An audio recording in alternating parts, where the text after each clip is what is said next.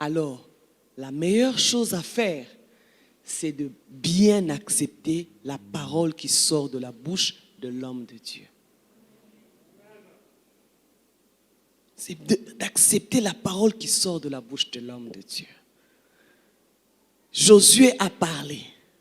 Josué a parlé, la chose est arrivée. Mais après, on nous dira que c'était l'Éternel qui avait parlé par la bouche de Josué. Il est allé à la source. Élisée est allé à la source. Il a traité le problème à la source. Il a jeté le sel à la source.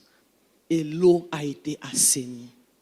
Il y a peut-être une parole qui plane quelque part sur toi, qui plane sur tes affaires, qui plane peut-être sur ta famille. Il y a peut-être une parole quelque part qui a été libérée, qui fait que les conséquences, tu les vis jusqu'aujourd'hui. Mais Jésus-Christ, notre Seigneur, a dit, vous êtes le sel. Vous êtes le sel de la terre. Cela veut dire que par toi, il peut y avoir assainissement des eaux. Amen. Cela veut dire que par toi, il peut avoir assainissement des eaux. Mais Élisée a parlé. Lorsqu'il a versé le sel, avec le plat, en amenant le sel avec le plat neuf, quand il a versé le sel, il a fait une déclaration. Ainsi parle l'Éternel. C'est cette parole de l'homme de Dieu qui a amené l'autorité du miracle.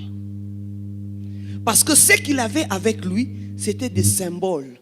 Le plat neuf était le symbole du commencement. Le sel était le symbole de l'assainissement et de la purification.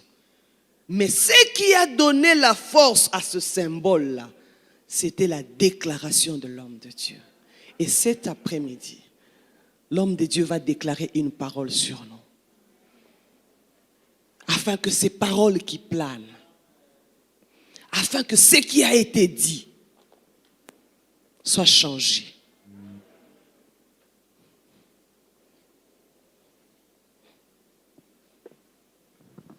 Alléluia. Que son nom soit glorifié. Nous allons vivre un moment particulier dans quelques instants. Nous allons remonter aux racines. Nous allons remonter à la source. Nous allons remonter le temps. Nous allons reculer dans le temps. S'il nous faut aller jusqu'à toucher l'ancêtre premier de ton clan, nous irons jusqu'à lui. S'il faut aller jusqu'à entrer dans sa bouche et annuler ce qui est sorti de sa bouche, nous n'hésiterons pas à le faire.